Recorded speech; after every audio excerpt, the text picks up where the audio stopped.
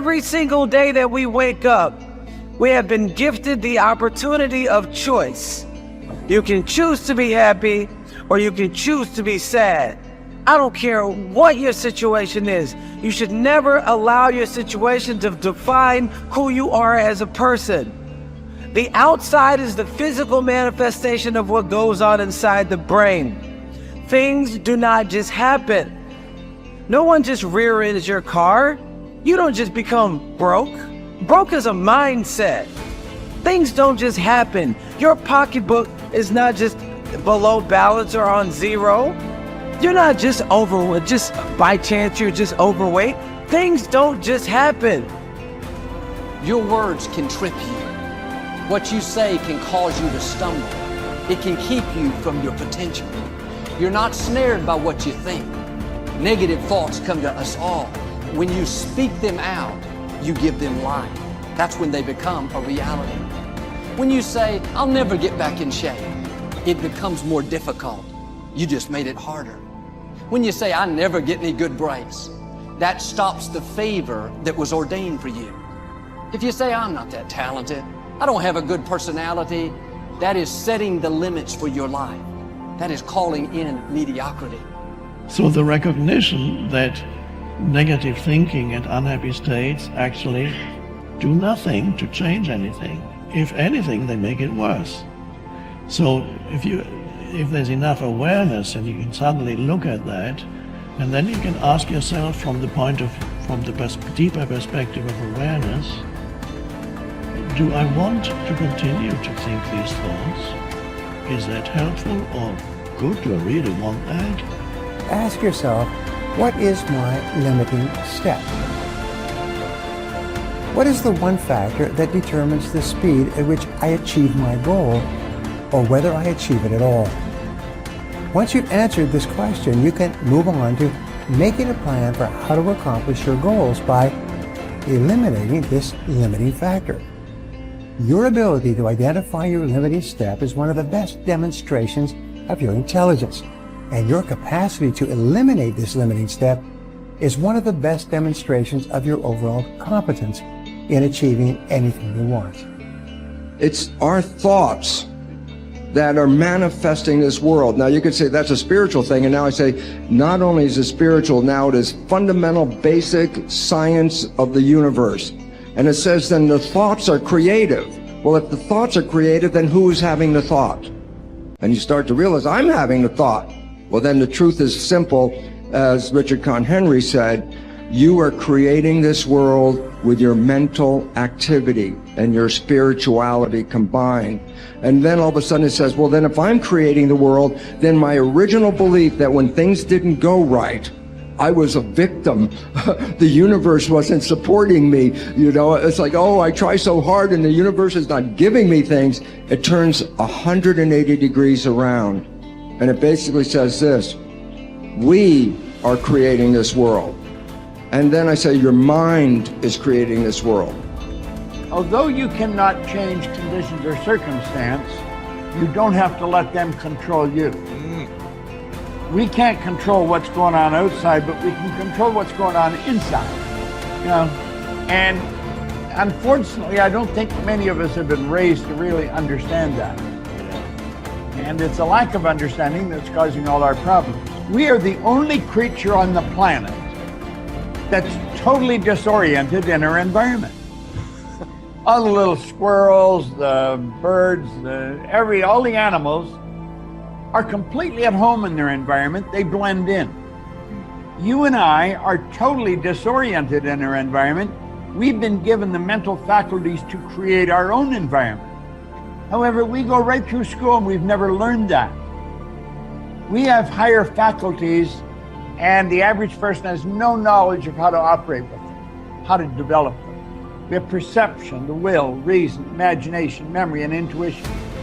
Now, those mental faculties, they're not just words, they're actually mental faculties that we can use to take control over our world and to create the environment that we want. But unfortunately, we grow up, we don't know that. We've been raised to live through by what we see, hear, smell, taste, and touch. Our physical senses. And we've been raised to be controlled by what's going on outside. As little kids, will you listen to what I'm telling you? Will you look at this? You know, and so it's all outside. We get our report card, and that tells us what kind of student we are. But it really tells us where our mind was at for a few minutes 3 weeks ago. Got nothing to do with who we are. So I think we're raised in ignorance, actually. There's a very small percentage of the population that have a reasonably clear understanding of who they are and what they're capable of doing. But the ones that do are in the minority. People think that the purpose of memory is to remember the past. And that's not the purpose of memory. The purpose of memory is to extract out from the past lessons to structure the future. And that's the purpose of personal memory. And so you're done with a memory when you've extracted out the information that you can use to guide yourself properly in the future. So if you have a traumatic memory, for example, that's really obsessing you, if you analyze that memory to the point where you figured out how you put yourself at risk and you can determine how you might avoid that in the future, then the emotion associated with that goes away. So memory has a very pragmatic function. And cultural memory is the same thing, is that we need to extract out stories from our past that structure our future. And we need that because, well, first of all, if you don't have a purpose, let's say, it isn't that your life becomes neutral in a meaningless sense. It's that your life becomes characterized by unbearable suffering, because the baseline condition of life is something like unbearable suffering. And what you have to set against that is a noble and worthwhile purpose. And hopefully your determination of that purpose is buttressed to some degree by the wisdom of the past, because you can't conjure something like that up on your own. And if you provide people with nobility of purpose, then they can tolerate the suffering of existence without becoming entirely corrupted by it. And cultures that don't do that, it isn't even so much that they die, it's that cultures that don't do that are dead. They're done. They don't have a story anymore. They don't have a call to adventure. And then, well, then everyone suffers stupidly as a consequence. It's a very bad thing. So Churchill made the same observation that many of the great psychologists and philosophers made in the early part of the 20th century. It's like, bring the story forward and propagate it and make it the most noble possible story. And then you motivate people to transcend themselves, which they need to do. So yes, he's exactly right in his diagnosis. In order for us to become abundant, we have to overcome the old personality. And that's 95% of who we are, right? Yes.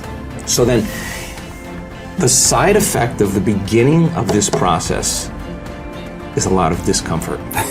It is a lot of discomfort because you're stepping outside the known into the unknown, and now you can't predict. It's scary. No, you'd rather hold on to your lack. The pain, the suffering. Rather tell the story of that. At least it makes you feel something that's familiar. Mm-hmm. When you step outside and you're saying, I'm not going to complain about money any longer. I'm not going to complain about I don't have any. I'm not going to judge other people who do. I'm not going to say I can. I'm not worthy. It's never going to work. All those things got to go. I'm not going to feel lack. I'm not going to feel unworthy. I'm not going to feel separation. I'm not going to feel resentment. These are the things that are keeping my reality the same. Now it's no longer about abundance, about who you become. Mm-hmm. The most successful people are long-term thinkers. They look into the future as far as they can to determine the kind of people they want to become and the goals they want to achieve.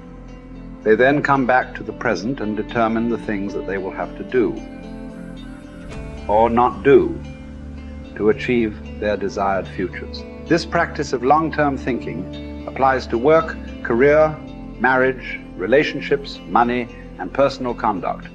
Successful people make sure that everything they do in the short term is consistent with where they want to end up in the long term. They practice self-discipline at all times. You see this willingness to sacrifice in people who spend many hours and even years preparing, studying, and upgrading their skills to make themselves more valuable so that they can have a better life in the future rather than spending most of their time socializing and having fun in the present. Your ability to think, plan, and work hard in the short term and to discipline yourself to do what is right and necessary before you do what is fun and easy is the key to creating a wonderful future for yourself. Your ability to think long term is a developed skill. As you get better at it, you become more able to predict with increasing accuracy. what is likely to happen to you in the future as the result of your actions in the present. This is a quality of the superior thinker. The common denominator of success was that successful people make a habit of doing the things that unsuccessful people don't like to do. And what were these things? It turned out that the things that successful people don't like to do are the same things that failures don't like to do either.